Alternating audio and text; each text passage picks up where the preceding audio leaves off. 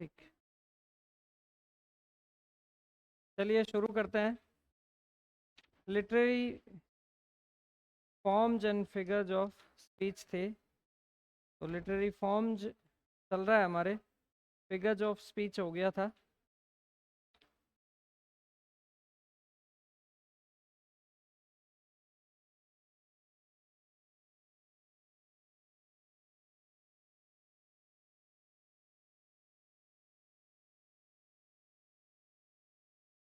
याद किए कुछ आप लोगों ने क्या? एग्जाम्पल वगैरह याद किए क्या?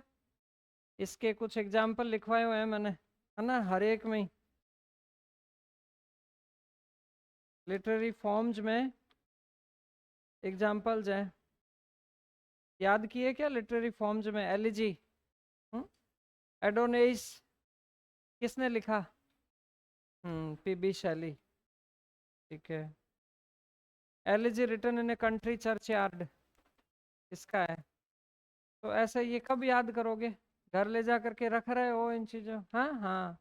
थॉमस ग्रे, एकदम ये याद नहीं हो रहे हैं, फिर कब क्या होगा बताओ तुम्हारा? हम्म थेरसेस, कैसे हेमलता, कैसे सुस्त कैसे बैठे हो? हाँ, ऐसे तुम ऐसे यूं ऐसे सोच सोच के बता रहे हो ये चीजें? हाँ, ये चीजें सोच के बताने की होती है क्या?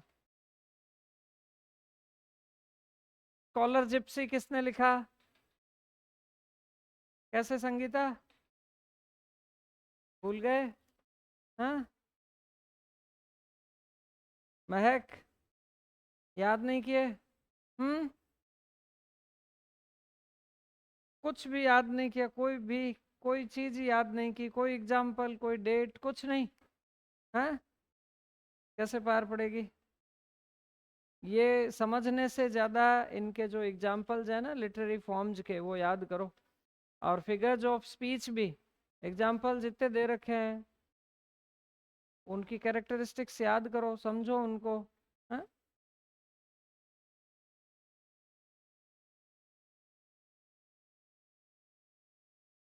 चलिए हम कहाँ थे इसमें? बैलेड हो गया था हमारा, ठीक है। एपिक से शुरू करते हैं, देखिए।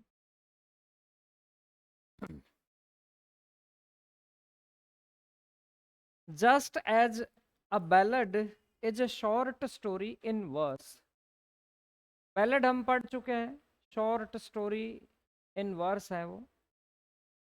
The epic is a long story in verse, जैसे महाकाव्य के उदाहरण हैं हमारे, है ना। जैसे रामायण एक महाकाव्य है, महाभारत एक महाकाव्य है, जो कई कैंटोज में डिवाइडेड है ना। उसकी कई किताबें होती है। वैसे ही इंग्लिश में कुछ महाकाव्य हैं जो कुछ कैंटोज में डिवाइडेड हैं, उनकी कई बुक्स हैं। ज़्यादातर ये 12 बुक्स का एक सेट होता है ना, 12 कैंटोज में डिवाइडेड, है ना। एक लंबा वर्स होता है ना, उसे कहते हैं epic. It is a long narrative poem. Narrative मैंने कल भी कहा था आपको, नरेटिव जहां भी आ जाए, narrative means story. Narrative element का मतलब क्या होता है? Story like element, celebrating the great deeds of one और मोर लेजेंडरी हीरोज। वन और मोर लेजेंडरी हीरोज के डीड्स को सेलिब्रेट करने वाला, यानी कि उन्होंने जो काम किए हैं, है ना, उनको सेलिब्रेट करने वाला, उनको बखान करने वाला, ये एक वर्स होता है। लेजेंडरी क्या हो गए? क्या होता है लेजेंड? जो महान कार्य करें, है ना। देखो, लेजेंडरी हीरोज वो होते हैं जो हिस्टोरिकल होते हैं, लेकिन उनमें थोड़ी बहुत हम एग्जेजरेशन कर देते हैं, है ना। वो लेजेंडरी हीरोज हो जाते हैं। जैसे मान लो भगत सिंह है, the legend of Bhagat Singh के नाम से मूवी आई थी। यानी थोड़ा बहुत प्लस माइनस कर देते हैं, उसमें एग्जेजरेशन हो जाता है, थोड़ा बहुत कल्पनाएं हो जाती हैं, लेकिन जो मेन पर्सन है वो क्या होता है? हिस्टोरिकल होता है। लेकिन मिथ अलग चीज होती है। मिथ क्या होता है? टोटली माइथोलॉजी पर बेस्ड होता है, पौराणिक होता है, उनके हिस्टोरिकल बेसिस नहीं होते हैं। वो तो होते हैं मिथिकल कैरेक्टर, और लेजेंडरी हीरोज वो होते हैं जिनकी हिस्टोरिकल बेसिस होती है। तो एपिक्स क्या है? किन्हीं लेजेंडरी हीरोज की हुई किए हुए बड़े बड़े कामों का बखान है, इन अ ग्रैंड सेरेमोनियस स्टाइल। हाँ, नहीं नहीं बेटा, मिथ मतलब झूठ कतई भी नहीं होता। मिथ का मतलब होता है पौराणिक, है ना, पुराण से संबंधित, है ना। तो it is a long narrative poem celebrating the great deeds of one or more legendary heroes in a grand ceremonious style. Ceremonious style क्या होती है? Befitting to a ceremony, befitting to a ceremony, है ना, यानी कोई अवसरानुकूल बड़े function के लायक जो स्टाइल होती है ना, वो ceremonious style. The hero usually protected by और इवन डिसेंडेड फ्रॉम गॉड्स। ये जो हीरो होता है ना, ये प्रोटेक्टेड होता है, सुरक्षित होता है, या फिर गॉड्स से डिसेंडेड, यानी गॉड्स का अवतार हो सकता है। परफॉर्म सुपर ह्यूमन एक्सप्लॉइट्स, और ये सुपर ह्यूमन एक्सप्लॉइट्स को परफॉर्म करता है। एक्सप्लॉइट्स यानी यात्राएं, कारनामे, है ना। सुपर ह्यूमन यानी कि मानवातीत, है ना, मनुष्यों की पहुंच से परे कुछ ऐसा एक्शन करता है। इन बैटल और इन मार्वलस वॉयजेज, या तो युद्धों में या फिर मार्वलस वॉयजेज, बहुत ही अद्भुत, बहुत ही जबरदस्त वॉयजेज यानी समुद्री यात्राओं के दौरान। ऑफन सेविंग और फाउंडिंग ए नेशन, और ये हीरो क्या करता है? आइदर सेविंग, या तो ये किसी किंगडम को बचा रहा होता है, और या फिर फाउंडिंग यानी कि स्थापना कर रहा होता है किसी किंगडम की। तो ये ऐसे इस तरीके के सब्जेक्ट मैटर, इस तरीके के कैरेक्टर्स होते हैं किसमें? एपिक में। The super natural plays an important part in the epic. Super natural का बहुत महत्व होता है एपिक में। सुपर नेचुरल यानी कि जो हमारी जो नेचर से परे चीजें हैं, जैसे सुपर नेचुरल एलिमेंट्स हो गए, देवता, दानव, होस्ट, नेम्स, सेल्फ्स, ये सब सुपर नेचुरल एलिमेंट हो गए। And frequently intervenes in the action, और एक्शन के बीच में, जो एक्शन चल रहा होता है ना एपिक का, उसके बीच बीच में सुपर नेचुरल इंटरवीन करते हैं, यानी कि उसमें दखलंदाजी करते रहते हैं। The purpose of the epic is moral. Purpose क्या होता है? मॉरल, यानी कि नैतिक होता है, नैतिक भावनाओं का प्रसार करने के लिए एपिक लिखे जाते हैं। It's theme is Lofty and Sublime. Lofty होती है यानी उच्च स्तरीय, सबलाइम यानी लोकोत्तर, आसपास के जो वर्ल्डली पीपल है ना, उनसे काफी उठा हुआ इसका स्तर होता है ना, सबलाइम होता है, लॉफ्टी होता है। And its diction is equally elevated and grand. Diction क्या होता है? चॉइस ऑफ वर्ड्स, बहुत बार मैं यूज लेता हूँ, है ना। तुम लोगों में से कोई इसको लिख लेगा तो तर जाएगा कि डिक्शन क्या है। चॉइस ऑफ वर्ड्स, है ना। क्वेश्चन आ सकता है कभी भी किसी भी पॉइंट पर। ऐसे यूं सुस्त मत बैठा करो, लिखा करो, तुरंत डिक्शन आ गया लिखो, है ना। क्या होता है डिक्शन? बता रहा हूँ मैं, कोई यूं ही फालतू ही थोड़ी बता रहा हूँ। मेरे को भी लेट होती है, मुझे भी कोर्स जल्दी खत्म करना होता है? तो its theme is lofty and sublime, and its diction is equally elevated and grand, है ना। डिक्शन क्या होता है? एलिवेटेड होता है यानी उच्च स्तरीय, ग्रैंड यानी बहुत ही बेहतरीन होता है। चॉइस ऑफ वर्ड्स, बड़े बड़े शब्दों का उपयोग, बहुत ही अच्छे आकर्षक है शब्दों का यूज, बेफिटिंग वर्ड्स का यूज, टेक्निकल टर्म्स का use. It is generally divided into 12 books. अब एग्जांपल्स देख लो। इलियड, होमर का, है ना। एंशंट ग्रीक है होमर, होमर आपको पता ही है, 8th सेंचुरी BC का। ओडिसी भी होमर का, इलियड और ओडिसी दो ये सबसे पुराने एपिक्स हो गए। एनियड वर्जिल का, है ना, 70 BC टू 90 BC इसका टेन्योर रहा है ना, वर्जिल। पैराडाइज लॉस्ट ये आधुनिक आ गए एकदम, हम लगभग लगभग, यानी कि आप देख लो वो एज आ गई, प्यूरिटन एज आ गई, है ना। यानी 70 BC की तुलना में तो हम काफी मॉडर्न आ गए, 1600 में आ गए, 1608 से 474 इसका मिल्टन का है tenure. Fairy queen Edmund Spenser की। द प्रिल्यूड विलियम वर्ड्सवर्थ का। हिपेरियन जॉन कीट्स। डॉन जुआन लॉर्ड बायरन का, the idols of the king Tennyson का, है ना। तो ये देखो ये एपिक्स हैं, है ना। आगे देखते हैं अपने मॉक एपिक। देखो एपिक का जो स्टाइल है, एपिक का जो सब्जेक्ट मैटर है ना, और एपिक के जो कन्वेंशंस हैं यानी प्रथाएं, उन सब को फॉलो किया जाता है किस में, मॉक एपिक में। बस अंतर क्या होता है, अंतर केवल एक होता है कि सब्जेक्ट मैटर एपिक का तो बहुत ऊंचा होता है, बहुत ही ग्रैंड होता है, बहुत ही एलिवेटेड होता है, बहुत ही सब्लाइम होता है ना। लेकिन मॉक एपिक का जो सब्जेक्ट मैटर जो होता है ना, वो बेहद ही ट्रिवियल होता है ना।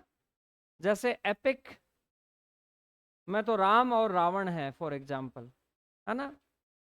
तो राम और रावण तो वास्तव में ही वर्थ डिस्कसिंग इन डिटेल्स है। उनका कैरेक्टर तो ऐसा है कि उसको तो अगर डिटेल में आप एनालिसिस करो, एक्सप्लेन करो तो बढ़िया बात है। Their character needs detailed explanation. लेकिन अगर मैं वही डिस्क्रिप्शन बी और स्पाइडर को दे दूं तो क्या है, तो ये मॉक एपिक हो गया, है ना। ये चीज हो गई। जैसे मैं महाभारत के युद्ध की बात करूं तो महाकाव्य लिखना पड़ता है, बहुत बड़ा है वो। लेकिन अगर मैं रेप ऑफ द लॉक लिखूं, जिसमें एक हीरोइन है जिसकी लॉक को काटने के लिए कुछ सुपर नेचुरल एजेंसीज, है ना, षड्यंत्र करती है, दूसरी सुपर नेचुरल एजेंसीज कहती है कि हम काटने नहीं देंगे, आखिरकार में एक उसकी लॉक को काट लेता है। तो क्या है ये क्या एपिक जितना ग्रैंड सब्जेक्ट है क्या? बिल्कुल भी नहीं है, ये ट्रिवियल है ना। तो ट्रिवियल सब्जेक्ट का बखान एपिक स्टाइल में करूं तो वही क्या होता है, मॉक एपिक होता है ना। देखो a mock epic is a small narrative poem। देखो ये स्मॉल नरेटिव पोयम है, बैलेड भी स्मॉल नरेटिव पोयम है, शॉर्ट नरेटिव पोयम है, और ये भी शॉर्ट नरेटिव पोयम है। लेकिन इसमें और बैलेड में अंतर क्या है, इन विच द मशीनरी, उपकरण एंड कन्वेंशंस और प्रथाएं ऑफ एपिक आर एम्प्लॉयड। महाकाव्य की प्रथाओं का और महाकाव्य के उपकरणों का उपयोग किया जाता है मॉक एपिक में, in the treatment of trivial themes, छोटी छोटी चीजों को बताने के लिए, छोटी छोटी विषय वस्तुओं को बताने के लिए। And in this way it becomes a parody और burlesque of the epic. Parody क्या होती है, भौंडी नकल होती है। जैसे गाना तो बहुत बढ़िया होता है लेकिन उसके ऊपर हम पैरोडी सेट कर देते हैं, है ना, और फिर हम कोई अपना ही कोई तुकबंदी उसी ट्यून पर बना देते हैं, वो क्या हो गई, पैरोडी हो गई, है ना, पैरोडी। बर्लेस्क भी यही है ना। हाँ बेटा, मतलब कि एब्सर्ड, मतलब कि ऑकवर्ड। हाँ ठीक है। And in this way it becomes a parody और बर्लेस्क ऑफ द एपिक। ये ऑकवर्ड इमिटेशन हो जाती है एपिक की, क्योंकि सब्जेक्ट मैटर तो होता है ट्रिवियल और ट्रीटमेंट क्या होता है, ग्रैंड। यानी तुच्छ से व्यक्ति के लिए वो विशेषण उपयोग करना जो भगवान श्री राम के लिए उपयोग करते हो, तो क्या ये उचित है क्या? इससे क्या होता है, एक प्रकार का एक हास्य प्रकट होता है, हास्य पैदा होता है। तो वही तो है मॉक, है ना, मॉक एपिक। यानी एपिक इन्वेंशन का मॉकिंग कर दिया, यानी उसकी मजाक उड़ा दी। A mocking ridiculous effect style and epic conventions are used for a theme which is trivial and insignificant। The battle of the frog and mice, ये anonymous है। अब देखो ये battle of the frog and mice, तुम इसके title से ही पता चल रहा है कि ये मॉक एपिक है। A tale of a tub, Jonathan Swift का। बैटल ऑफ द बुक्स, ये भी जोनाथन स्विफ्ट का। इस बैटल ऑफ द बुक्स के अंदर ही तुमने पढ़ा होगा शायद, बैटल ऑफ द बुक्स किसी ने पढ़ा है क्या? जोनाथन स्विफ्ट का नहीं पढ़ा? इसी के अंदर ये एक बी एंड स्पाइडर एपिसोड है ना? डंसियार्ड अलेक्जेंडर पोप का, है ना? और the rape of the lock, ये भी अलेक्जेंडर पोप का, है ना? नियो क्लासिकल एज हो गई अलेक्जेंडर पोप की। सटायर, सटायर क्या है देखो, देखो आयरनी हमने पढ़ा था, है ना? पढ़ा था क्या आयरनी इसमें? आयरनी पढ़ा था। तो irony means just opposite of what we say. एक तो ये बात है कि आ गए मेरे बहुत ही अच्छे मित्र और वो है दुश्मन, तो उसको ही पता चल जाता है। दूसरी आयरनी हमने पढ़ी थी कि भाई use of the words the importance of which the character himself doesn't know. Dramatic irony हो गई।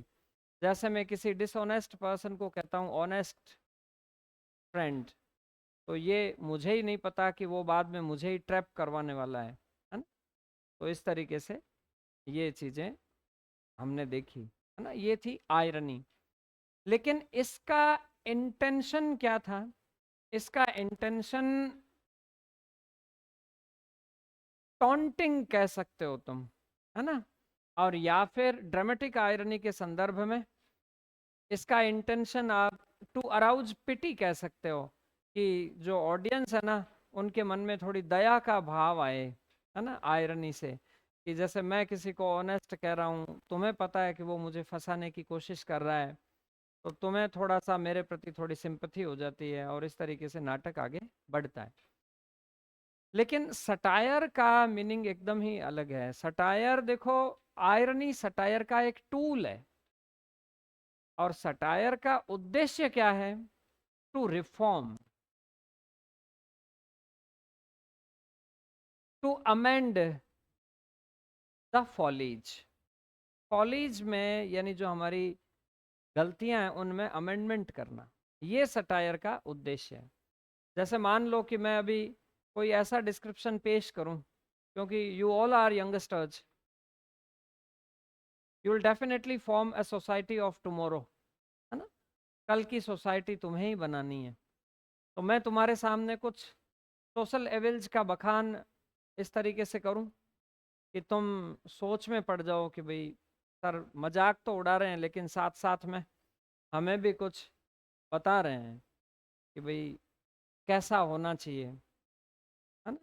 जैसे we waste a huge amount of money, we waste a huge amount of resources in our big grandiloquent dinners और receptions, है buffet dinners, buffet सपर्स, है ना? तो उनमें लोगों को हम बुलाते हैं हजारों की तादाद में, और कितना बढ़िया वेलकम करते हैं हम उनका, यूं हाथ जोड़ते हैं और यूं कहते हैं पधारो। हमें उनसे बात करने के लिए भी बिल्कुल समय नहीं होता। वो बेचारे गिफ्ट देते हैं और हम उनको कहते हैं, और वहाँ पर वो युद्ध लड़ते हैं रोटियों के लिए अंदर जाने के बाद में। और एक बार कोई व्यक्ति किसी मिठाई के पास पहुंच जाता है ना, तो फिर वो उससे अपनी प्लेट भरने की कोशिश करता है, so that he may not return on the same spot again, ताकि फिर से उसे इतनी जद्दोजहद के बाद में वहां नहीं आना पड़े। एंड इन केस अगर उसे वो मिठाई टेस्टी ना लगे तो वो क्या करेगा? वो 8-10 चक्की या कतली जो भी उसने ली उन सबको वो क्या करेगा? फेंक देगा। हाँ? देखो ये कितना, कितनी बढ़िया शादी करते हैं हम लोग, कितने लोगों को बुलाते हैं, उनसे नमस्कार करते हैं, उनका कितना अच्छा वेलकम होता है ये यहाँ पर। जैसे हम पशुओं को किसी खाने के बाड़े में छोड़ देते हैं ना, और फिर वो वहाँ पर भोजन की तलाश में इधर उधर भटकते रहते हैं, और आप 2,500 के अच्छे अच्छे हैं कपड़े पहन करके आते हो, 5-5 हज़ार के कपड़े पहन करके आते हो, क्या फर्क पड़ता है? देखो इतना स्नेहमय वातावरण जहाँ मिलता है ना, वहाँ पर अगर कोई सब्जी भी लगा जाए तुम्हारे कोट के, तो क्या फर्क पड़ता है ना। वो तो वही वेलकम है बेसिकली, मैं तो ये कहूँगा। हाँ? तो उससे कितना वेलकम हुआ, घर जा कर के उसको साफ कर लेंगे, हैं, लॉन्ड्री में दे देंगे, लग जाएंगे 400-500 रुपये लग जाएंगे, क्या फर्क पड़ता है। आजकल का वेलकम यही है, ताकि बाद में भी तो याद रखा जा सके ना, कि देखो मैं वहां गया था, कुछ यूं स्मृतियां भी होनी चाहिए दिमाग में। हाँ? तो ये क्या डिस्क्रिप्शन है, ये सैटरिकल डिस्क्रिप्शन है ना, कि भाई इससे तुमने ये समझा कि ये टॉन्टिंग तो है अनडाउटेडली, लेकिन टॉन्टिंग के गार्ब में ये एक कोशिश है मेरी, सो दैट यू पीपल मैं बिकम अवेयर ऑफ इट, तुम इससे जागरूक हो, and you stop doing all these things in future when you basically rule the world। जब तुम दुनिया को रूल करने लगो ना, उस समय तुम में से कोई एक आगे आए और इन चीजों को हटा दे, है ना। तो ये अगर उद्देश्य से अगर टॉन्टिंग की जाती है तो वो क्या होता है, सटायर होता है। Satire is a technique employed by writers to expose and criticize। एक एक वर्ड देख लेना तुम, foolishness, फॉल्ट्स एंड करप्शन, तीनों चीजें, मूर्खता, अवगुण, करप्शन, भ्रष्टाचार को एक्सपोज करने के लिए और उसकी आलोचना करने के लिए। और भ्रष्टाचार या मूर्खता या फॉल्ट्स भी किसका, an individual man, an institution और ए सोसाइटी। यानी किसी भी व्यक्ति, किसी भी समाज, किसी भी इंस्टीट्यूशन की मूर्खताओं, अवगुणों और भ्रष्टाचार को एक्सपोज करने और उसको क्रिटिसाइज करने की जो टेक्निकल टर्म है ना, उसे क्या कहते हैं, सटायर कहते हैं। By using humour, irony, exaggeration, mockery और रिडिक्यूल, ये सटायर के टूल हो गए। ह्यूमर हो गया स्वस्थ मजाक, आयरनी हो गई, एग्जेजरेशन हो गया थोड़ा सा बढ़ा चढ़ा करके वर्णन, मॉकरी मजाक उड़ाना, रिडिक्यूल करना। It intends to improve humanity by criticising its follies. Intends to improve humanity है, इसका इंटेंशन क्या होता है, इम्प्रूवमेंट इन ह्यूमैनिटी, मानवता में इम्प्रूवमेंट हो, ताकि ये टू रिफॉर्म, ये इसका गोल है। A writer in a satire uses fictional characters which stand for real people। Fictional characters का यूज करते हैं। फिक्शनल का मतलब दिमाग की उपज, यानी कि इमेजनरी, काल्पनिक, काल्पनिक पात्र होते हैं, और उन काल्पनिक पात्रों का उपयोग किया जाता है किसके लिए, वास्तविक लोगों के लिए। से for example I right A novel for example, है ना, मैं एक नॉवेल लिखूं जिसमें मैं I prepare a kind of government working parallelly in the same way the Rajasthan government works. जिस तरीके से राजस्थान की सरकार काम करती है ना, बिल्कुल उस तरीके से मैं नोवेल एक लिख रहा हूँ, उसमें पैरेलल सरकार है, जिसमें जैसे हमारे राजस्थान के मुख्यमंत्री हैं भजन लाल जी, उनके जैसा एक कैरेक्टर हो, बाकी के कैबिनेट मिनिस्टर जैसे उसमें कैरेक्टर्स हों जो सारे काम कर रहे हो। अब मैं ये देखूंगा कि इस राजस्थान गवर्नमेंट का जो ये कैबिनेट है, इनमें क्या क्या गलतियां हैं, उनके क्या क्या डिसीजन गलत हुए हैं, उनको मैं उन कैरेक्टर्स से करवाऊंगा डिफरेंट सेटिंग में। हो सकता है मैं वो सीन ही, उसकी सेटिंग ही कोई स्कॉटलैंड का टाउन ले लूं, या हो सकता है उसको मैं रशिया में सेटिंग कर दूं, उसकी रूस में सेट कर दूं उस सीन को। लेकिन पढ़ने वाला समझ जाएगा कि I am talking about the government agencies, I'm talking about the environment in government agencies or the government of Rajasthan। पढ़ते ही पता चल रहा है कि ये सारे डिसीजन तो यहाँ हुए हैं, है ना। और वो जो सरकार में बैठे लोग हैं, वो भी, उनको केवल क्रिटिसाइज करना मेरा उद्देश्य नहीं होगा, साथ ही साथ में मैं सरकार को ये भी बताऊंगा, है ना, कि देखो आपने ये गलतियां की है, इस वजह से पब्लिक में आपकी छवि खराब हो रही है, इसलिए आप भी सुधार कर लें, है ना। मेरा उद्देश्य ये होगा, यानी एक पैरेलल स्टोरी चलती है ना। A writer in a satire uses fictional characters which stand for real people to expose and condemn their corruption, ताकि उनके करप्शन को एक्सपोज किया जा सके और उसकी कंडेम यानी भर्त्सना की जा सके। A writer may point a satire towards a person, किसी की भी तरफ सटायर पॉइंटेड हो सकता है, व्यक्ति की तरफ, सोसाइटी की तरफ, और इवन द इंटायर वर्ल्ड, और यहाँ तक कि पूरे विश्व के लिए भी सटायर हो सकता है, हमारे विश्व समाज के लिए भी, है ना। Usually a satire is a comical piece of writing which makes fun of an individual or a society to expose its stupidity and shortcomings. Stupidity and shortcomings वही ऊपर वाली बातें हैं, है ना। जो फुलिशनेस से स्टूपिडिटी हो गई, और फॉल्ट से क्या हो गए, शॉर्ट कमिंग्स हो गई। लेकिन अलग अलग शब्दों का उपयोग करना होता है, क्योंकि अलग अलग तरीके से क्वेश्चंस आते हैं, है ना। In addition he hopes that those he criticizes will improve their characters by overcoming their weaknesses और एब्सर्डिटी। उनकी वीकनेसेस और एब्सर्डिटी से वो ओवरकम करेंगे, ये होप होती है उसके मन में। According to Dryden, the true end of satire is the amendment of vices by correction. The main characteristics of satire are literary form of expression होता है, ये general form नहीं होता। Disgust at the ridiculous, the ugly and the foolish, है ना। ugly, foolish और ridiculous के प्रति क्या है, disgust होती है, एक प्रकार की unliking होती है उसके प्रति। Wit and humor, इमेजिनेशन होती है और ह्यूमर होता है ना। इमेजिनेशन के बिना तो पैरेलल बनेगा ही नहीं, विट के बिना तो, और ह्यूमर, ह्यूमर के बिना बात कहने का मजा नहीं आएगा। A sincere desire to correct और रिफॉर्म, ये बहुत ही इंपॉर्टेंट है ना, कि उसकी इंटेंशन क्या है, केवल मजाक उड़ाना इंटेंशन है या उसमें सुधार लाना।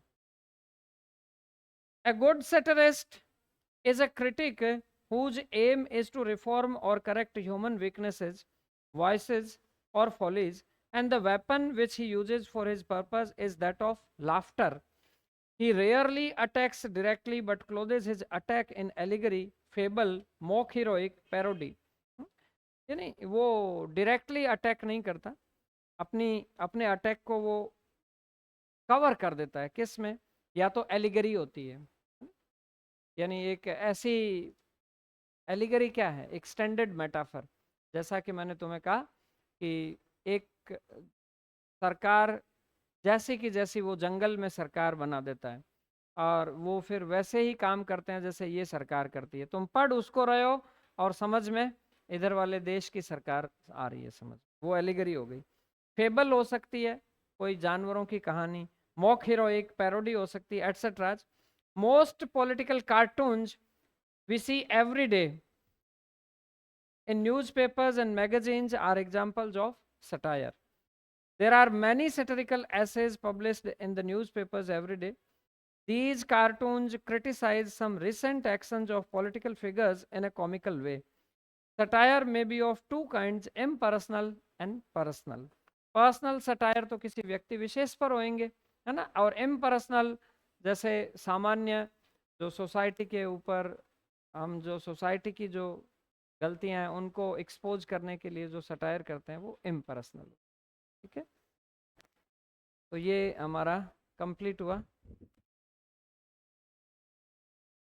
अब देखो थोड़ा सा टाइम है हमारे पास में, हम अपने थोड़ा समय तुम्हें पूछ लेता हूँ, तब तक उनका टाइम हो जाएगा, है ना, उनको ही बुला लेंगे।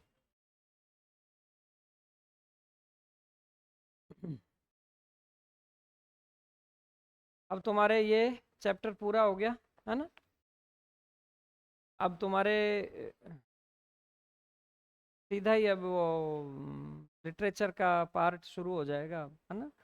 जैसे या तो इंडियन राइटिंग इन इंग्लिश ले लेंगे पहले, है ना, और या फिर वो मूवमेंट्स, एजेज, है ना, मेजर हिस्टोरिकल मूवमेंट्स, एजेज जो है ना तुम्हारे कोर्स में, वो ले लेंगे, है ना। अब तुम्हारे पास में याद करने का कंटेंट ही आना है। अब हिस्ट्री ऑफ इंग्लिश लिटरेचर चालू होएगी, अब जैसे इंडियन राइटिंग इन इंग्लिश चालू होएगी तुम्हारे, तो Indian major writers in English, major Indian writers in English क्या है, उसमें क्या करना होगा तुम्हें? कुछ नहीं, जैसे वो राइटर्स हैं, है ना, वहाँ से तुम शुरू कर दो। जैसे रविंद्रनाथ टैगोर है, वो तुम्हारे तोरू तोरू दत्त है ना, तो ये तुम्हारे इनिशियल राइटर्स हो गए, है ना।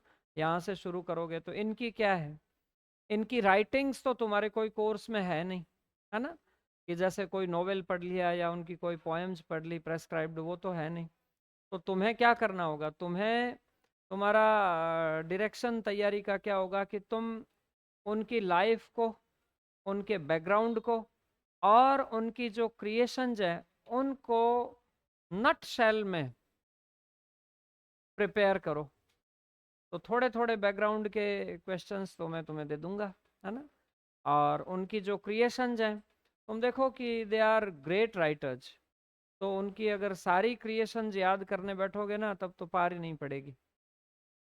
तो कुछ बहुत ही फेमस, कुछ एग्जामिनेशन के पॉइंट ऑफ व्यू से कुछ इम्पोर्टेंट जो बार बार आ रही है, ऑफ टकरिंग है, वो मैं लिख के दूंगा तुम्हें, और तुम्हें वो याद करने हैं, बस। यानी कि तुम्हें राइटिंग्स याद करनी है, सन याद करने हैं, पोइट्स के या ऑथर्स के लाइफ से जुड़ी हुई थोड़े थोड़े बैकग्राउंड के क्वेश्चंस तुम्हें याद करने हैं। अब सारा याद करने का काम शुरू हो गया, समझने का काम अब खत्म है तुम्हारा, है ना। तो रोज ये चीजें याद करने की शुरुआत करो, जैसे मैंने तुम्हें ये दी ना, ये याद ही तो करना था तुम्हें, ये है ना, ये एग्जाम्पल्स वगैरह याद करो तुम एकदम, एकदम ये मान लो कि ये तुम्हारे ABCD भी नहीं है, हिस्ट्री ऑफ इंग्लिश लिटरेचर की ये ABCD भी नहीं है जो मैं तुम्हें देने जा रहा हूँ आगे। लगभग तुम्हें 40 50 पन्ने दूंगा मैं तुम्हें, जिसमें क्या होगा, राइटर्स का जीवन परिचय होगा, पोइट्स का जीवन परिचय होगा, और उनकी क्रिएशन जो होंगी, कुछ कुछ क्रिएशंस को तो मैं शॉर्टली डिस्क्राइब कर दूंगा, है ना, जो मुझे लगता है कि ये तो बहुत ही इंपॉर्टेंट है। जैसे रविंद्रनाथ टैगोर की गीतांजलि थोड़ी बहुत मैं बता दूंगा कि उसमें क्या है ना।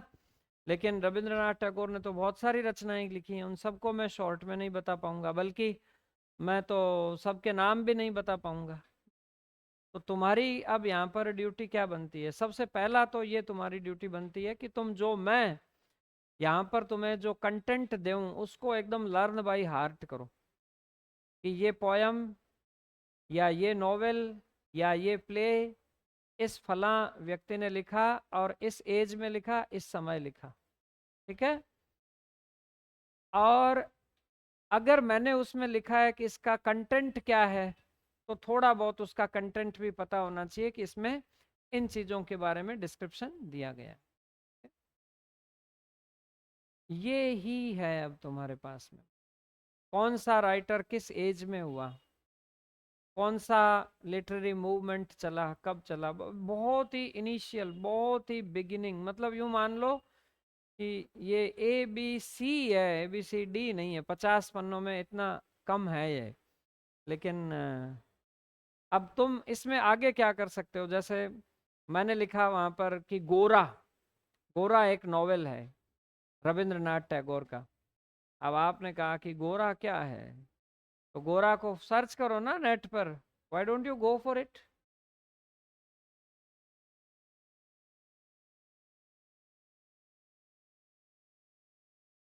जो तुम्हारी इच्छा है, मैं कहता हूं सबसे पहले तो इनको याद करो। हाँ, सबसे पहला काम तो क्या होगा कि तुम्हें याद करने होंगे एटलीस्ट जो मैंने तुम्हें दिए, कि भाई ये इसने लिखा और इस साल में लिखा, ये याद होना सबसे पहले जरूरी है। हो गया? अ- बिल्कुल, बिल्कुल। एजेज है ना तुम्हारे कोर्स में, तो फिर तुम पता कैसे चलेगा कि कौन किसका कंटेम्परेरी है, तो ये तो याद करने पड़ेंगे तुम, है ना। अब अगला क्या होगा, अगली तुम्हारी क्यूरियोसिटी है ये, कि ये इनमें ऐसा है क्या, इसमें ऐसा क्या है, देखें तो सही। You should go for it. ये शुड है, ये मस्ट नहीं है। अब तुमने गोरा क्लिक किया एनसाइक्लोपीडिया ब्रिटानिका में और पढ़ दिया गोरे गोरा क्या है। अब ये तुम्हारे लिए हमेशा ही एडिशनल सपोर्ट रहेगा। अगर मान लो कोई और ज़्यादा डीपर क्वेश्चंस बनते हैं, जैसे मान लो कि कैरेक्टर्स के क्वेश्चंस बनते हैं, मैं तो उस स्पीयर में जाऊंगा ही नहीं। कि जैसे मान लो कि बाखा कौन सा कैरेक्टर है ना, तो अनटचेबल का है, तो जैसे तुमने ये पढ़ा हुआ है तो हो गया। तो अब ये जैसे आर के नारायण का कैरेक्टर है बाखा, अनटचेबल का, ऐसे क्वेश्चंस पूछ लेंगे। नहीं, मुल्क राज आनंद का है, सॉरी। हाँ, मुल्क राज आनंद का है ना। इसका तो वो है वेंडर ऑफ स्वीट्स और वो है, हाँ सही है। तो मुल्क राज आनंद का जैसे ये कैरेक्टर आ गया। अब तुम, अब जैसे ये क्वेश्चन भी ऐसे एक एक कैरेक्टर के कहीं न कहीं से बन जाएंगे। तो अब इसके लिए क्या करोगे, इसके लिए एक तो तुम्हारे पास में खुद का तुम्हारा जो नॉलेज है अब तक का लिटरेचर का, जो तुमने first year second year third year में कहीं न कहीं पढ़ा है, एमए अगर कर रखी है तो उसमें पढ़ा है, अगर मान लो तुम्हारा बैकग्राउंड उसमें है किसमें, 11th और 12th में भी अगर तुम्हारे पास में लिटरेचर रही हो, तो वहाँ से तुम ये चीज़ें ला सकते हो कि ये कैरेक्टर तो वहाँ पर है। फिट्ज विलियम डार्सी कौन सा कैरेक्टर है, कौन सा है, किस राइटर का है, ऐसे क्वेश्चंस बन सकते हैं। मैकबेथ किसका है, हैमलेट किसका है, ऐसे कैरेक्टर्स के क्वेश्चंस बन सकते हैं, है ना। तो अब ये मैं नहीं दे सकता, है ना, क्योंकि अगर मैं ये देने लगूंगा ना तो हमारा कोर्स 4 महीने तक ही नहीं पूरा होगा। तो अब ये क्वेश्चंस का इनका रेडियस, इनका फ्रिक्वेंसी भी बहुत कम है। ये पूरे के पूरे तुम्हारे 1 या 2 क्वेश्चन आएगा ये। तो 1 या 2 क्वेश्चन के लिए अब ये जिम्मेदारी तुम्हें ही उठानी पड़ेगी, और कोई जिम्मेदारी नहीं है। Have faith on your subconscious और अनकॉन्शियस माइंड, है ना। तो पढ़ो कुछ चीज़ें, ऐसे ही लेजर रीडिंग होनी चाहिए। You should develop this habit. मैं तुम्हें फर्स्ट डे से ये बात कह रहा हूँ कि तुम अंग्रेजी पढ़ना शुरू करो मजे लेने के लिए। आज तुम्हारा यूं होना चाहिए कि कॉलरिज ने ये लिखी है rhyme of the ancient mariners, क्या है ये, थोड़ा बहुत तो पता होना चाहिए कि है लिरिकल बैलेड्स में है ये। और इससे तो ये रोमांटिक इरा शुरू हो रहा है, तो इसके बारे में कुछ पढ़ते तो हैं थोड़ा सा। तो पढ़ा तुमने तो फिर तुम्हें पता चलेगा कि rhyme of the ancient mariners ये है। बस यही चाहते। लेकिन ये शुड कब करोगे, ये शुड तब करोगे जब मस्ट हो जाए। पहले राइटर्स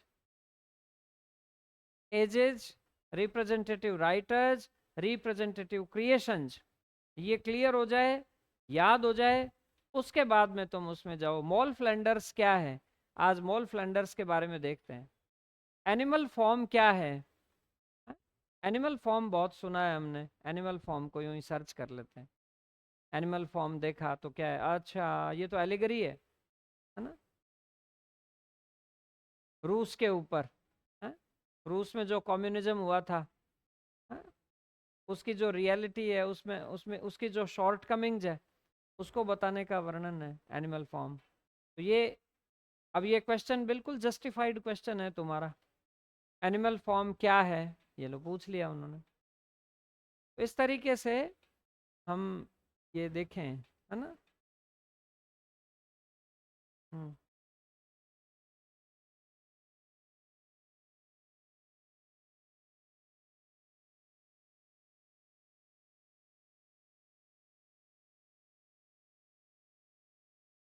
नहीं, उसके लिए तो एक रिवीजन चार्ट बनाओ ना।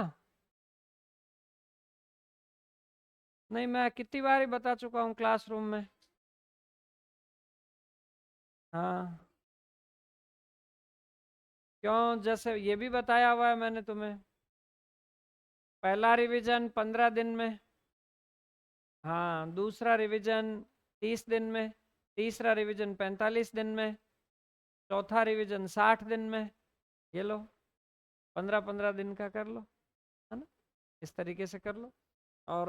और भी अगर तुम्हें यूँ लगता है मेमोरी थोड़ी कम है या ज़्यादा बूस्ट करने की ज़रूरत है, तो एकदम सही तो है 7-21-45 का। पहला रिवीजन 7 दिन में होना चाहिए, दूसरा रिवीजन 21 दिन में होना चाहिए, और तीसरा रिवीजन 45 दिन में होना चाहिए, है ना। ये चीज़ है, ऐसे करो, फिर देखो कोई चीज़ें नहीं भूलोगे तुम।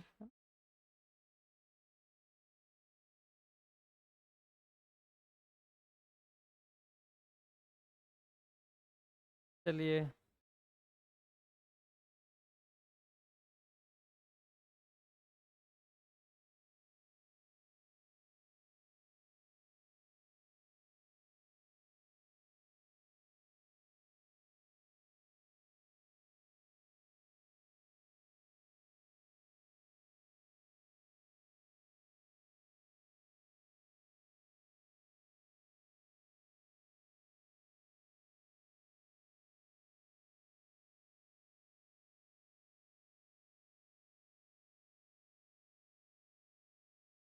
अगर कोई सेंटेंस ये बनता है,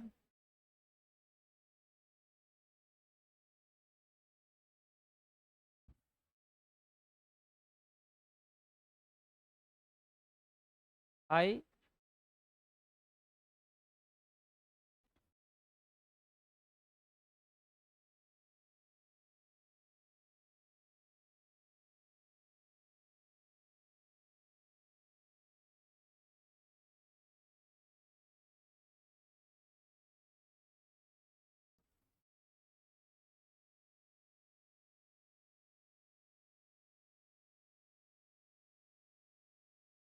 एक्टिविटीज, है ना।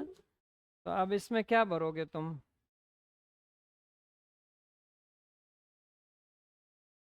चाइल्ड लाइक भरोगे और चाइल्डिश भरोगे। क्या भरोगे? चाइल्डिश भरोगे, बिल्कुल सही है, क्योंकि ये नेगेटिव है ना, इसलिए चाइल्डिश भरा तुमने।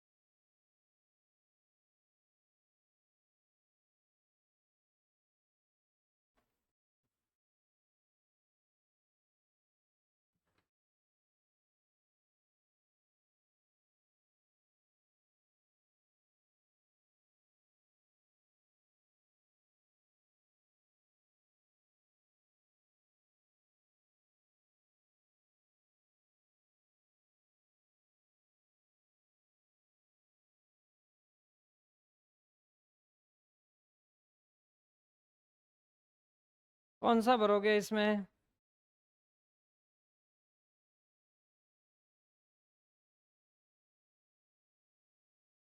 There was a sharp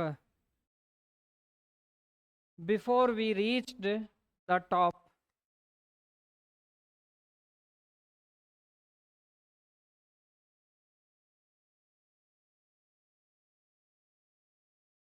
second वाला भरोगे, सेकंड वाला नाउन है ना। चढ़ाई, the act of climbing, ascent, है ना।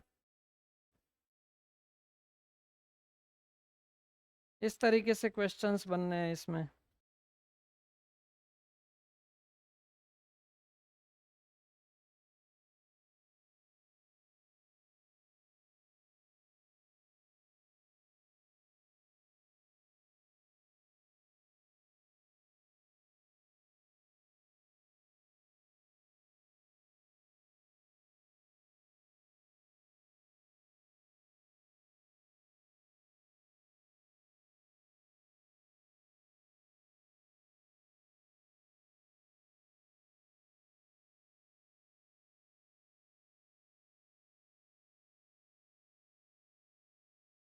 ठीक है।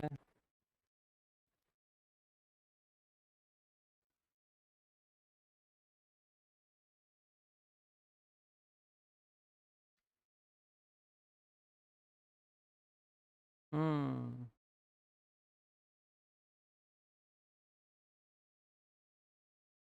कॉन्शस का मीनिंग क्या था?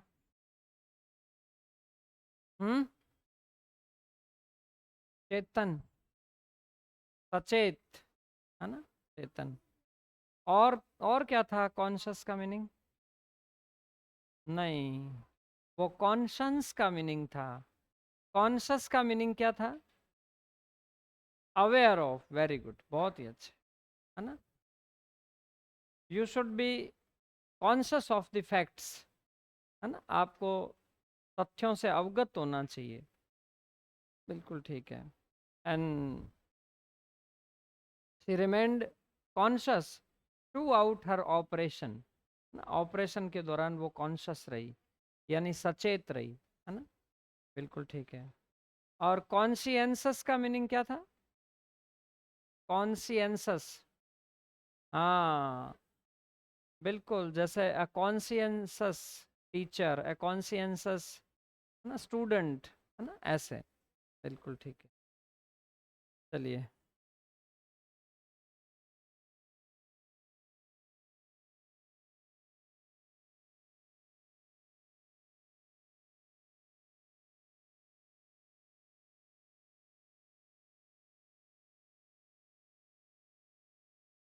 What is the difference between considerate and considerable?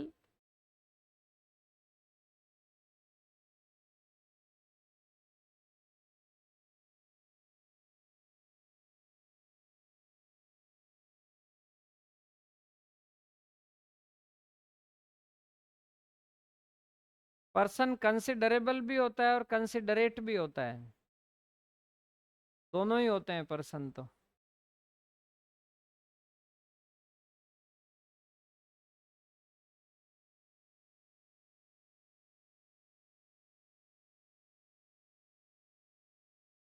हाँ, बिल्कुल सही है। दैट कैन बी कंसिडर्ड, जिसको कंसिडर किया जा सके। जैसे Rohit Sharma happens to be a considerable option when you select the national team। जब नेशनल टीम को तुम सेलेक्ट करने जा रहे हो ना, तो Rohit Sharma happens to be a considerable option. उस पर विचार कर सकते हो, वो विचारणीय है, कंसिडरेबल है। ठीक है। कंसिडरेट क्या होता है? क्या होता है कंसिडरेट? समझदार, काफी नजदीक हो। Sympathetic, full of feelings, considerate. A teacher should always be considerate, है ना। उसे कंसीडर करने वाला होना चाहिए, यानी कि तुम्हारे अंदर क्या है, तुम कहाँ हो, तुम्हारी क्या प्रॉब्लम्स है, मुझे सब पता होनी चाहिए। तुम कौन से एरिया में पिछड़े हुए हो, कौन से एरिया में तुम आगे हो, मुझे सब पता होना चाहिए। तुम्हारी फीलिंग्स क्या है ना। Considerate, sympathetic.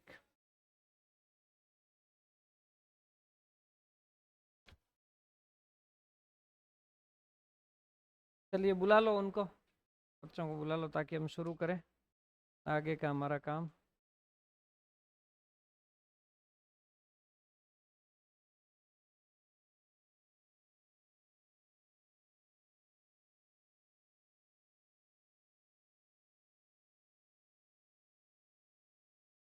क्रेडुलस हो गया था ना, क्रेडिबल क्रेडुलस 46 हो गए थे उस दिन, है ना। आज आ जाते हैं 47 से।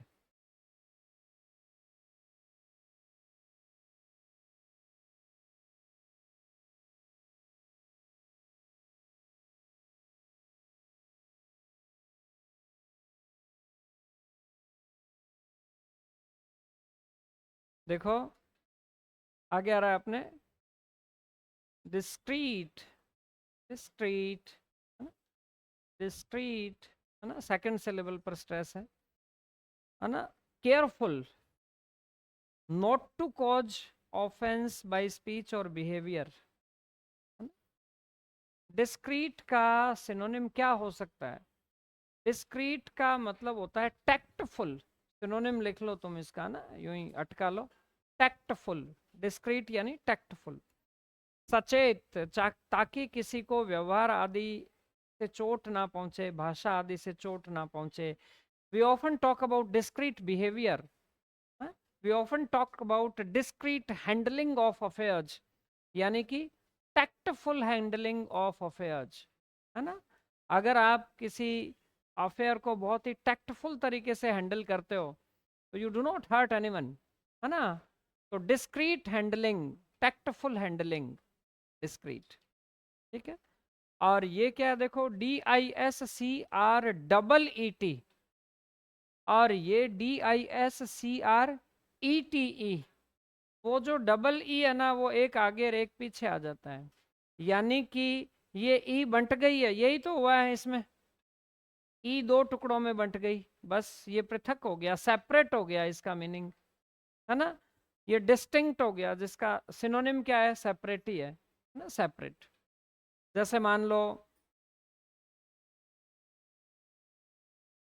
Are society can be divided into discrete groups.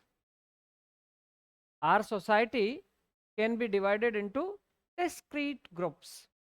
तो वो discrete groups कौन से हो गए, either on the basis of caste or on the basis of affluence, money, पैसा, किसी के पास कम है, किसी के पास ज़्यादा है, किसी के पास बहुत ज़्यादा है, किसी के पास खाने के लिए नहीं है। तो we can divide our society in certain discrete groups.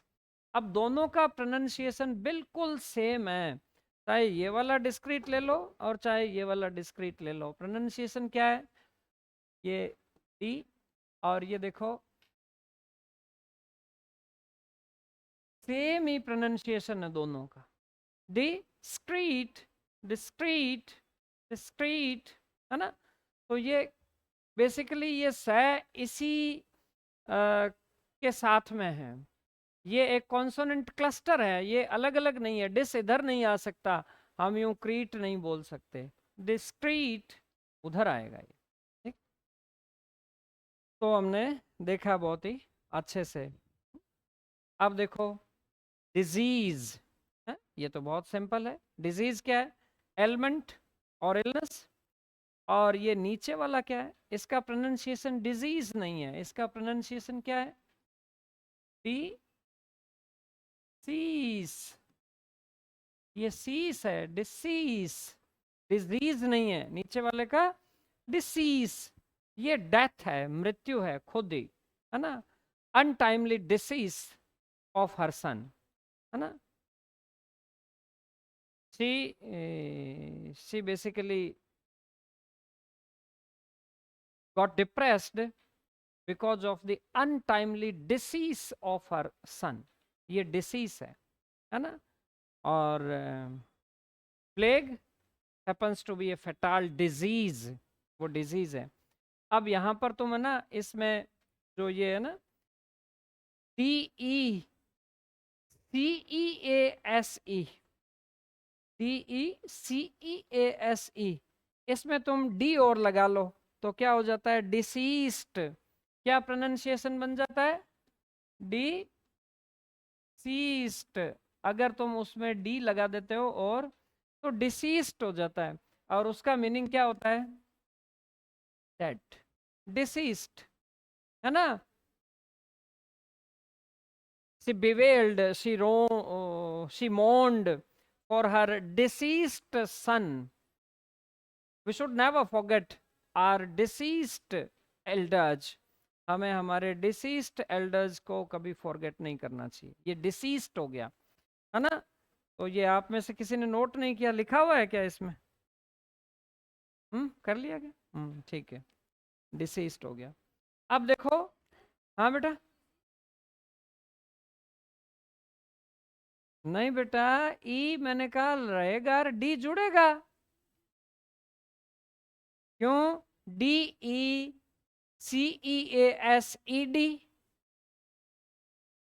DECEASED, इसमें क्या कोई कारनामा थोड़ी हो गया, बन गई spelling.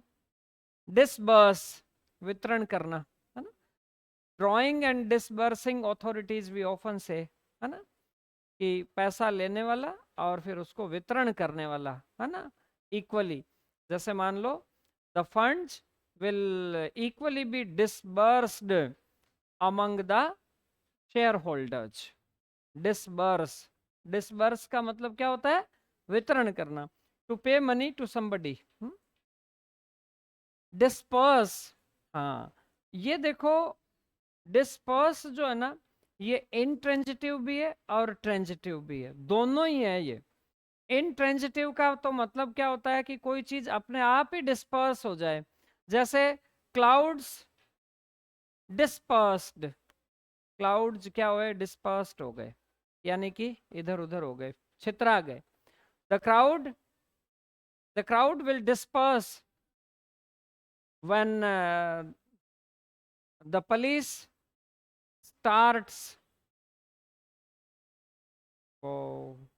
Water cannons, when the police start water cannons, जब पुलिस वाटर कैनन्स चालू करती है ना, द क्राउड विल डिस्पर्स, तो भीड़ जो है इधर उधर भाग जाती है। वाटर कैनन का सामना कौन करे, है ना, पानी की तेज बौछारों का। तो यानी कि स्वयं हट जाना, तो ये भी क्या है? डिस्पर्स। और देखो, तुम किसी को भगा देते हो, है ना, जैसे the police used water cannons to disperse the crowd, तो क्राउड को डिस्पर्स करने के लिए, भगाने के लिए उसने यूज ले लिया वाटर कैनन्स को। और the crowd will disperse, crowd खुद भाग जाएगी। कुल मिलाकर के दोनों में ही क्या है कि मीनिंग क्या हुआ कि इधर उधर भागना, छितराना, ये मीनिंग हो गया डिस्पर्स का। और डिस्बर्स यानी कि वितरण करना, डिवाइड फंड्स, है ना, फंड का डिवाइड। डिसेंट, क्या प्रोनाउंसिएशन होगा? डिसेंट, बहुत यूज आता है ना हमारे, डी बड़ी स न और ट, decent, decent, decent, nice, respectable, है ना। जैसे हम नाइस तो क्या है, जैसे decent look, you have got, your dress has got a decent look, तुम्हारी ड्रेस का लुक बहुत डिसेंट है, ये तो नाइस हो गया। रिस्पेक्टेबल मीनिंग हो गया, जैसे he happens to be a hard working, honest and decent person, वो क्या है? डिसेंट पर्सन है। He has got a decent personality, है ना, nice personality, and the person happens to be a decent one, है ना, वो वास्तव में डिसेंट है ना। तो डिसेंट का मतलब नाइस और रिस्पेक्टेबल, है ना। और ये डिसेंड, जो हमारा असेंड था ना, उसका उल्टा हो गया। असेंड माने ऊपर चढ़ना, डिसेंड का मतलब नीचे उतरना, कम, गो डाउन। डिसेंट, डिसेंट, है ना, ये तो डिसेंट था, और ये क्या हो गया? डिसेंट, डिसेंट, ये डिसेंट, डिसेंट, है ना, डिसेंट यानी ढलान, असेंट का उल्टा decent, DESCENT, decent, decent. Downward motion यानी कि everybody has, everybody has ascent and descent in his career, हर व्यक्ति के करियर में असेंट एंड डिसेंट कम आते ही रहते हैं, है ना, कोई बात नहीं। अब ये क्या है? डिसेंट, मतभेद, है ना, डिफरेंस ऑफ ओपिनियन हो गया। पॉलिटिकल और रिलीजियस डिसेंट हम बात करते हैं, जैसे कि we do not have any ill will against each other, there are mere, political, there is a mere political dissent between us, हम दोनों के बीच में पॉलिटिकल डिसेंट है, यानी थोड़ा सा मतभेद है। अगर ये मतभेद है ना, रिलीजियस डिसेंट, तो ये मतभेद क्या होगा? प्रोनाउंसिएशन DISSENT, ठीक है, ये मतभेद है। जैसे कि the government, the government should pay attention towards the voices of dissent. The government should pay attention to the voices of dissent. यहाँ पर dissent कौन सा होगा? DISSENT, यानी सरकार को मतभेद वाली आवाजों पर ध्यान देना चाहिए। जैसे मैं ये कहूँ कि नहीं ये भजन लाल जी ठीक हैं, भजन लाल जी ठीक हैं, उनकी बड़ाई करें। भजन लाल जी ने खुद ने कहा कि मेरी बड़ाई मत करो, कल के अखबार में खबर है, मेरी जो कमियां हैं वो बताओ, ताकि सो दैट आई में गो फॉर सर्टन रिफॉर्म्स, ताकि मैं उसमें कुछ सुधार कर सकूं। तुम इतने लोग हो, मेरी कमियां बताओ, है ना। तो ये बात है, the government should pay attention towards the dissent, to the voices of dissent, है ना, ये बात बहुत ही अच्छा है। 51वां DOSE क्या होगा प्रोनाउंसिएशन, है ना। देखो ये आया हुआ है तुम्हारे, मैंने तुम्हें लिखवाया हुआ है, ये डाउस है और ये नीचे वाला, सॉरी, ये नीचे वाला डाउज है ना, डाउस एंड डाउज, है ना। खुराक, एन अमाउंट ऑफ मेडिसिन हो गया, a short period of sleep हो गया, है ना, नींद। और बड़ा आराम से इसको तो याद भी करवाया था मैंने तुम्हें, कैसे, जेड जेड जेड जेड लिखा हुआ आता है ना, कोई यूं सो रहा होता है तो यूं लिखा हुआ आता है, कार्टून में नहीं लिखा हुआ आता, है ना। तो डाउज, डाउज माने नींद की झपकी लेना। I had a douse while I was traveling, है ना, बस, जब मैं बस में ट्रेवलिंग कर रहा था, आई हैड अ डॉज, मुझे थोड़ा सा नींद आ गया, है ना, ठीक है। ड्यूअल, DUAL, ड्यूअल प्रोनाउंसिएशन ये लिखवाया हुआ है तुम्हें मैंने, बीच बीच में ये भी थोड़ा हम यूं ही इतर हो रहे हैं थोड़ा सा, लेकिन क्या करें, है ना। ड्यूअल, ड्यूअल, है ना, ड्यूअल, दोहरा, with two parts.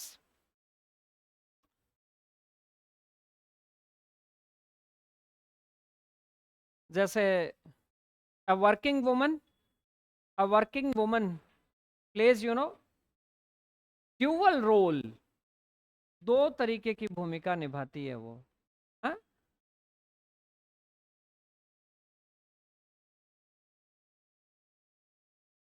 As an administrator in her office and as the manager at her home, है ना, ड्यूअल रिस्पॉन्सिबिलिटी, वो दो प्रकार की रिस्पॉन्सिबिलिटी को वो शोल्डर करती है ना। तो ये हो गया ड्यूअल, दोहरा, विद टू पार्ट्स। जैसे ड्यूअल नेशनलिटी भी हो सकती है हमारी, I have got dual nationality, जैसे मैं भारत में जन्मा हूँ तो मेरी भारत की नागरिकता हो गई, या फिर जैसे भारत में तो दोहरी नागरिकता का सिस्टम ही नहीं है ना। अमेरिका में ऐसा सिस्टम है कि जो वहाँ पर जन्मे हुए उनकी नागरिकता, और जो वहाँ पर जिन्होंने बाहर आके ले ली उनकी नागरिकता में वो फिर वो ये कहते हैं कि ये इंग्लैंड का भी है, ये अमेरिका का भी है, ये ड्यूअल सिटीजनशिप, ड्यूअल नेशनलिटी, है ना, ये ऐसे हो गया। ठीक है, आगे देखते हैं अपने, सेम ही प्रोनाउंसिएशन है DUEL का भी, ड्यूअल। ये क्या होता है, द्वंद्व, युद्ध, दो व्यक्तियों के बीच में युद्ध, है ना, a fight between two persons using guns on or swords or you know any means, कोई भी तरीके से। जैसे मान लो कि there was a duel between Bhim and Duryodhan, Bhim और दुर्योधन के बीच में क्या हुआ था, ड्यूअल, है ना। एक बहुत ही चीज याद आ गई मेरे को, डबल लिखो तुम, डबल यहाँ पर अलग से लिखो, डबल और ड्यूअल कहीं यूं थोड़ा लंबा है, लिख लो उधर कोई तुम्हारी नोटबुक में लिखो, है ना, ये तुम नोटबुक में लिखो, मैं तुम्हें करवाता हूँ ये।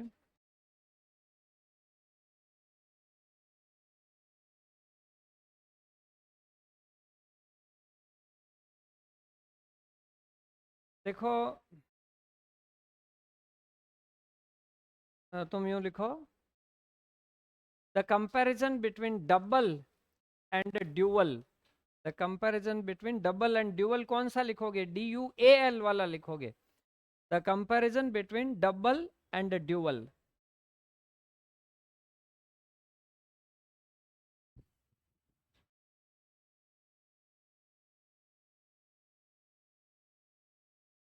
लिखो DUAL, बेटा बोल रहा हूं मैं। लिखो these adjectives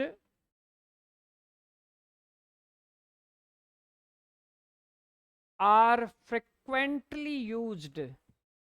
These adjectives are frequently used with the following with the following nouns.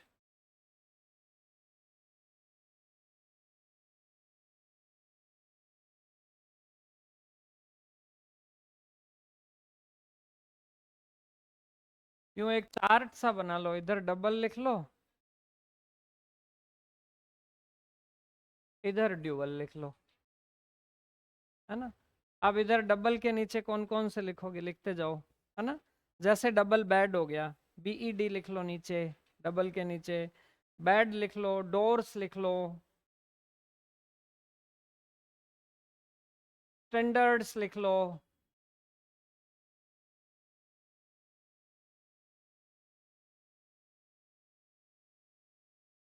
Figures लिख लो, double figures, double bed, double door, double standards, है ना। अब ड्यूअल के नीचे लिखो, ड्यूअल पर्पज हो गया, ड्यूअल फंक्शन हो गया, ड्यूअल फंक्शन। ड्यूअल के नीचे लिखो अप्रोच, ड्यूअल अप्रोच हो गया, ड्यूअल अभी मैंने बात की थी सिटीजनशिप लिख लो, ड्यूअल सिटीजनशिप लिख लो, ड्यूअल रोल लिख लो, है ना। ड्यूअल रोल, ये डबल रोल भी हो सकता है, ये दोनों में ही लिख लो, है ना। ड्यूअल रोल और डबल रोल दोनों ही लिख लो, दोनों में ही लिख लो। नीचे लिखो तुम, नीचे लिखो, एक नोट बना करके लिखो, dual, dual describes, dual describes something, dual describes something that has two parts,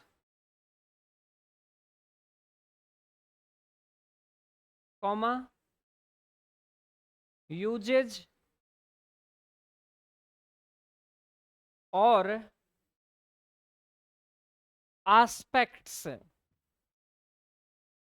Dual describes something that has two parts, usage और aspects. तो अब इसमें अपने देखते हैं, ड्यूअल पर्पज हो गया, इसके दो पार्ट हो गए, ड्यूअल फंक्शन के भी दो पार्ट हो गए, दो यूज हो गए, दो एस्पेक्ट हो गए, ड्यूअल रोल के भी दो एस्पेक्ट, दो पर्पज हो गए, देखो, है ना। ड्यूअल सिटीजनशिप के भी दो एस्पेक्ट हो गए, ठीक है। डबल लिखो, double can be used with a similar meaning, double can be used with a similar meaning, but when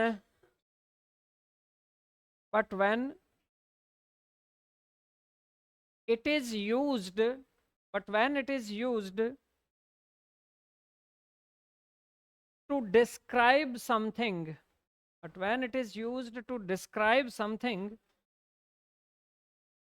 that has two parts, that has two parts,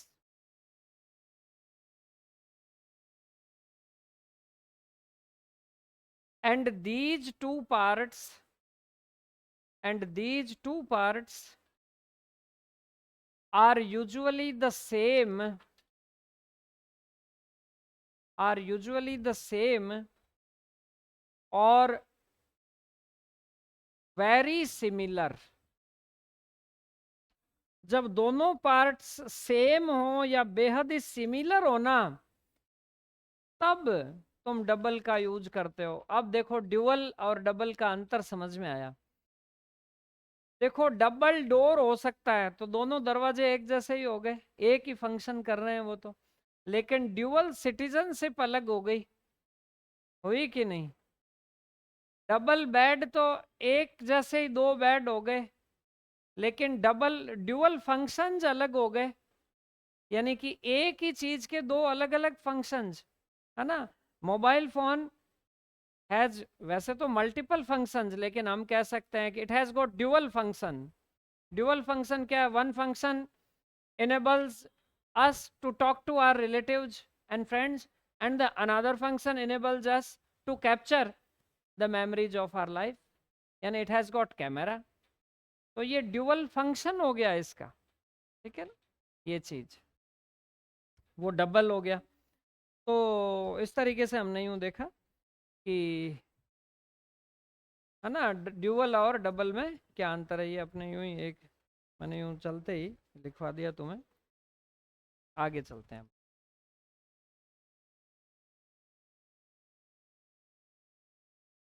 एक चीज और लिखो इसमें, एक चीज और लिखवाता हूँ अभी, थोड़ा सा पूरा नहीं हुआ है।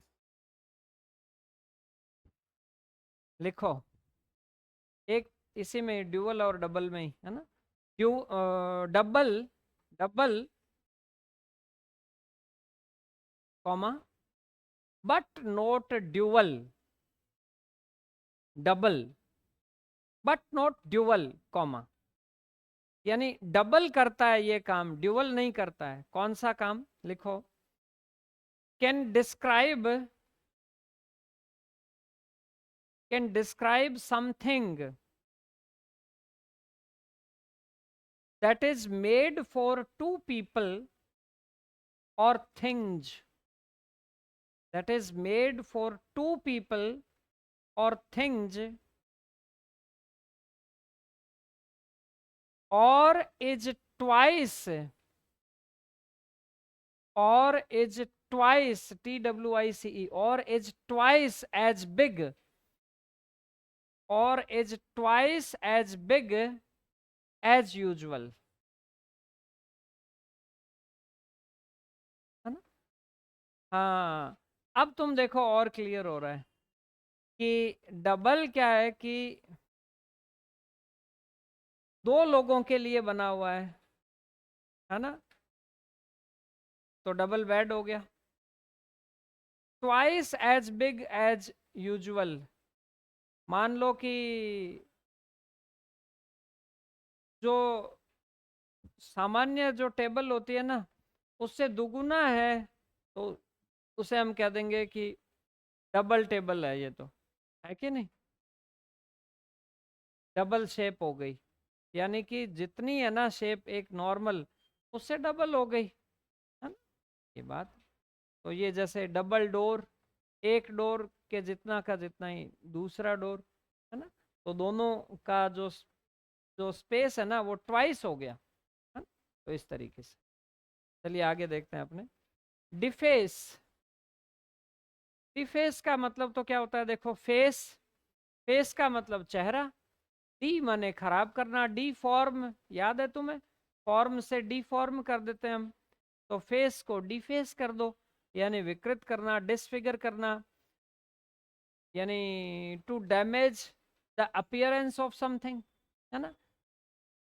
कैसे कर सकते हो तुम? जैसे मान लो children often, children often deface books and certain items, certain household items, either by writing on them or by breaking them partially, थोड़ा थोड़ा वो तोड़ देते हैं उनको, तो दे बेसिकली डिफेस देम, है ना। ये जो आपके जो ये स्ट्राइकर्स है ना, strikers often deface public property, प्राय पब्लिक प्रॉपर्टी को स्ट्राइकर जो है ना वो डिफेस कर देते हैं। समझ में आ गया? इफेस क्या होता है? वाइप आउट, वाइप आउट का मतलब इरेज कर देना, मिटा देना, wipe out, efface. Bitter memories, bitter memories are not easily effaced,